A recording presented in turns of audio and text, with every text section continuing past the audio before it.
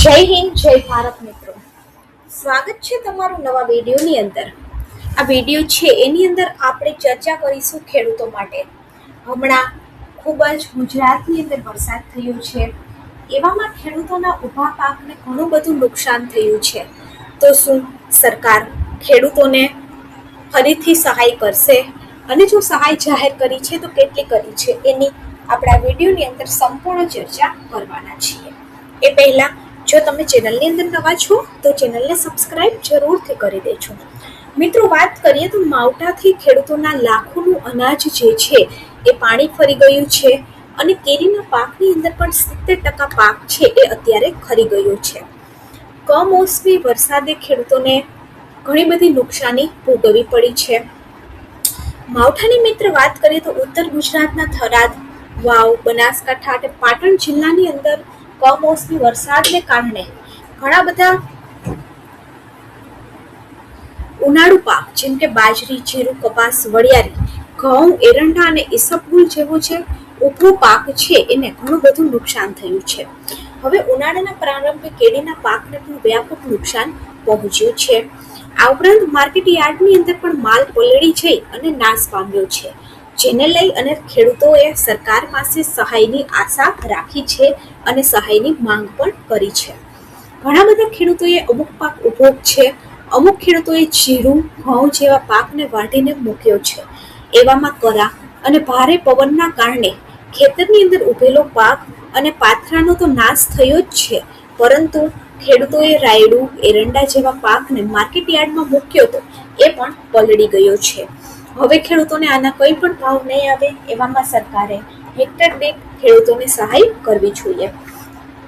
મિત્રો, વાત કરીએ તો ગુજરાતની અંદર હજુ પણ 7 દિવસ સુધી કમોસમી વરસાદના આગાહી છે અને 8 જિલ્લાની અંદર હજુ પણ માવઠાની શક્યતાઓ રાખેલી છે. હવામાન વિભાગની આગાહી મુજબ ગુજરાત રાજ્યના વિવિધ જિલ્લામાં આગામી 21 માર્ચ સુધી ગાજવીજ સાથે હળવો વરસાદ પડ્યો છે, પરંતુ 21 માર્ચ બાદ પણ વરસાદ પડવાની સંભાવનાઓ છે. આગાહીના પગલે બનાસકાંઠા, પાટણ, સાબરકાંઠા, જામનગર, મોરબી, કચ્છ, રાજકોટ, જૂનાગઢ અને અમરેલી જેવા વિસ્તારની અંદર વરસાદની શક્યતાઓ હજુ પણ છે. અગમચેતી અને સલામતી. બદલાયેલા વાતાવરણ વચ્ચે અગમચેતી એ જ સલામતી છે. આ મંત્ર સાથે રાજ્યના કૃષિ વિભાગે ખેડૂતોને તૈયાર થયેલો જે પાક છે એમાં નુકસાનથી બચવા માટે કેટલીક વિશેષ માર્ગદર્શિકાઓ પણ જાહેર કરી છે.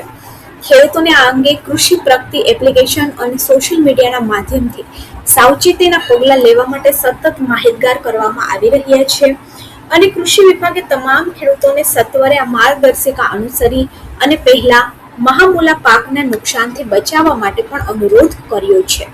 હવે ખેડૂતોએ પાક બચાવવા માટે શું કરવું? તો કે કાપણી કરેલા પાક ખેતરમાં ખુલ્લો હોય તો તાત્કાલિક સલામત સ્થળે પહોંચાડી દેવો અને કાપણી કરેલા પાકને પ્લાસ્ટિક અથવા તાડપત્રીથી યોગ્ય રીતે ઢાંકી દેવો. પાકના ઢગલાની ફરતે માટીની પાળ બનાવી જેથી વરસાદનું પાણી અંદર પ્રવેશી ન શકે. પાકેલા પાકની સત્વરે લણણી કરી લેવી અને સુરક્ષિત જગ્યાએ ખસેડી લેવો. પાકની અંદર પાણી ન ભરાય તે માટે ખેતરમાં અગાઉથી જ પાણીના નિકાલની વ્યવસ્થા કરવી.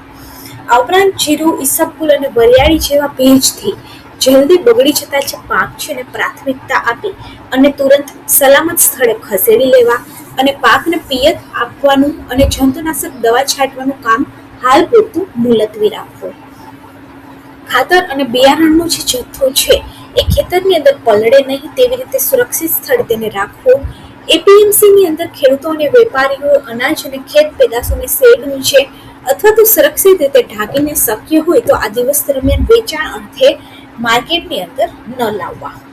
આ ઉપરાંત મિત્રો, વાત કરીએ તો કિસાન કોન સેન્ટર પણ કાર્યરત છે અને વધુ જાણકારી અને માર્ગદર્શક મેળવવા માટે ખેડૂતો પોતાના વિસ્તારના જે ગ્રામ સેવક છે એ વિસ્તરણ અધિકારી, તાલુકા ખેતીવાડી અધિકારીનો સંપર્ક પણ કરી શકે છે. આ ઉપરાંત કિસાન કોલ સેન્ટરના ટોલ ફ્રી નંબર 1800-180-1551 ઉપર ફોન કરી અને માર્ગદર્શન મેળવી શકે છે. ખેડૂતોને પહેલા 8,740 કરોડની સહાય પણ કરવામાં આવી છે. મિત્રો, વાત કરીએ તો સૌરાષ્ટ્રની અંદર ઓક્ટોબર-નવેમ્બર મહિનાની અંદર જે કમોસમી વરસાદ થયું હતું એનાથી ખેડૂતોને ઘણું બધું નુકસાન થયું હતું. આ સમયે સરકારે ખેડૂતની મદદ કરવાની જાહેરાત કરી હતી અને ગુજરાત વિધાનસભા સત્ર દરમિયાન રાજ્યના ખેડૂતોને ચૂકવવામાં આવેલી કેટલી સહાય છે એ અંગેની માહિતી પણ આંકડા પણ બહાર પાડવામાં આવ્યા હતા.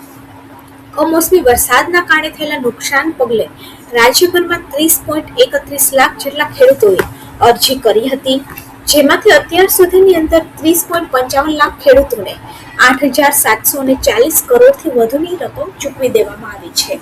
બાકી રહેલી રકમ ટેકનિકલ ખામીવાળા જે ખેડૂતો છે એને ટૂંક સમયની અંદર ચૂકવાશે. મિત્રો, વાત કરીએ તો આની અંદર હેક્ટર દીઠ સહાયની વાત કરીએ તો ખરીફ ઋતુના વાવેતરમાં 33% વધુ નુકસાન મુજબ વધારાની 15,500 એમ કુલ 22,000 રૂપિયાની સહાય છે એ હેક્ટર દીઠ ખેડૂતોને મળેલી હતી અને 2 હેક્ટરની મર્યાદામાં ખેડૂતોને આ સહાય મળતી.